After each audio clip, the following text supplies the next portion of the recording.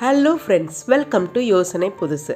இன்றைக்கி நம்ம சேனலில் என்ன வீடியோ பார்க்க போகிறோம்னா, பங்கனப்பள்ளி மேங்கோவை வச்சு சூப்பரான கேக் ரெசிபி தான் பார்க்க போகிறோம்.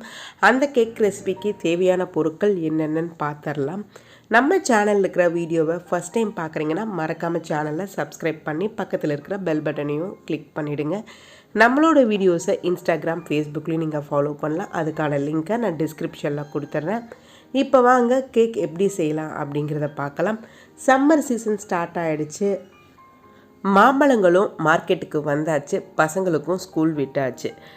மோஸ்ட்லி குழந்தைங்க வீட்டில் இருக்கும்போது ஏதாவது ஒரு ஸ்நாக்ஸ் சாப்பிட்டுட்டே இருப்பாங்க. அவங்களுக்கு ஸ்பெஷலாக செஞ்சு கொடுக்கணும் அப்படின்னு பார்த்தீங்கன்னா கேக் தான். இப்போ ட்ரெண்டாக இருக்கிறது கேக் தான். அதனால் நம்ம கேக் ரெசிபி தான் இன்றைக்கி பார்க்க போகிறோம். இந்த கேக் ரெசிபிக்கு நான் பங்கனப்பள்ளி மாம்பழம் எடுத்திருக்கேன். இந்த மாம்பழம் நார்மலாகவே ஸ்வீட்டாக தான் இருக்கும். இதோட தோலை சீவிக்கோங்க. அதுக்கப்புறம் சின்ன சின்ன பீசஸாக கட் பண்ணி இந்த மாதிரி எடுத்து வச்சுக்கோங்க. ஒரு மிக்ஸி ஜார் எடுத்து நம்ம கட் பண்ணி வச்சுருக்கிற மாம்பழத்தை அதோடு சேர்த்துக்கலாம். மற்ற இன்க்ரீடியன்ஸையும் இந்த மிக்ஸி ஜார்லேயே ஒவ்வொன்றா சேர்த்துக்கலாம். அதுக்கு காமனாக இருக்கிற ஒரு கப் எடுத்துக்கோங்க. அந்த கப்பில் 3/4 கப் சர்க்கரை சேர்த்துக்கோங்க. 1.5 கப் ரவை. நீங்கள் எந்த கப்பில் மெஷர்மெண்ட் எடுக்கிறீங்களோ அதே கப்பில் தான் எல்லாமே எடுத்துக்கணும். 3/4 கப் ரீஃபைண்ட் ஆயில் எடுத்துக்கலாம். கடலெண்ணெய் சேர்த்துக்கக்கூடாது. 1/2 கப் பால் சேர்த்துக்கணும். இந்த பாலோடையே 1 teaspoon baking powder, 1/2 teaspoon baking soda சேர்த்து எல்லாத்தையும் மிக்ஸி ஜார்லேயே வச்சு நல்லா மிக்ஸ் பண்ணிக்கோங்க. நான் பேக்கிங் பவுடரும் சோடாவும் மிக்ஸ் பண்ணும்போது வீடியோ எடுக்கலை, அதனால தான் உங்களுக்கு அதை சேர்த்து சொல்லிடுறேன். இப்போ இது எல்லாத்தையும் நல்லா கிரைண்ட் பண்ணி இந்த மாதிரி பேஸ்ட் கன்சிஸ்டன்சிக்கு நீங்கள் கொண்டு வந்துடணும். இப்போது இது தனியாக இன்னொரு பவுலில் நான் ட்ரான்ஸ்ஃபர் பண்ணிடுறேன். கன்சிஸ்டன்சி இந்த திக்னஸ் இருக்கணும். இதை க்ளோஸ் பண்ணி 15 மினிட்ஸ் ஊற வச்சிடலாம். 15 மினிட்ஸ் ஊறினதுக்கப்புறம் பார்த்திங்கன்னா இது நல்லா மேலே பொங்கி வந்திருக்கும். ஏன்னா நம்ம ரவை சேர்த்துருக்குறோம் இல்லையா, அதனால் நல்லா விஸ்கு வச்சு நல்லா பீட் பண்ணிக்கணும். இதை நீங்கள் எந்த அளவுக்கு பீட் பண்ணுறீங்களோ அந்த அளவுக்கு கேக் நல்லா சாஃப்டாகவும் ஸ்மூத்தாகவும் இருக்கும். இது கூடவே டேஸ்ட்டுக்காக நான் ட்விட்டி ஃப்ரூட்டி சேர்த்துக்கிறேன். இது சேர்த்தும் போது நம்ம கடித்து சாப்பிடும்போது அங்கங்கே இதோட இனிப்பும் நமக்கு ரொம்ப டேஸ்டியாக இருக்கும்.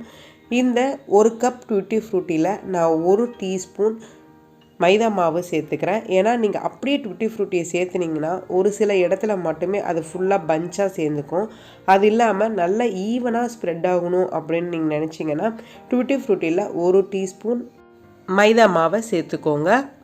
இப்போது நம்ம எந்த பேனில் கேக் பேட்டரை ஊற்ற போகிறோமோ அந்த பேனை எடுத்து அதில் கொஞ்சமாக நெய்யோ இல்லை வெண்ணெயோ சேர்த்து நல்லா ஈவனாக ஸ்ப்ரெட் பண்ணி விட்டுக்கோங்க. இது கூட மைதா மாவு இல்லை கோதுமை மாவு ஏதாவது ஒரு பவுடரோ இல்லை பட்டர் பேப்பர் கூட நீங்கள் வச்சுக்கலாம். நான் மைதா மாவை நல்லா ஸ்ப்ரெட் பண்ணி ஈவனாக இருக்கிற மாதிரி ரெடி பண்ணி வச்சுக்கிறேன் பேனை. இது மாதிரி 2 பேன் நான் ரெடி பண்ணிக்கிறேன். ஃபஸ்ட்டு பேனில் நான் கேக் பேட்டரை சேர்த்துறேன்.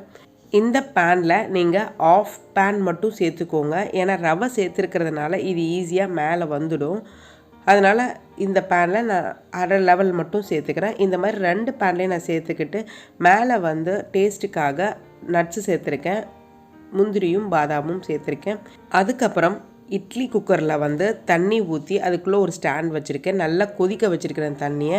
அதுக்கப்புறம் 2 பேனையும் நல்லா டைட்டாக க்ளோஸ் பண்ணி வச்சுக்கணும். தண்ணி உள்ளே வராத மாதிரி நீங்கள் நல்லா டைட்டாக க்ளோஸ் பண்ணி வச்சுக்கோங்க.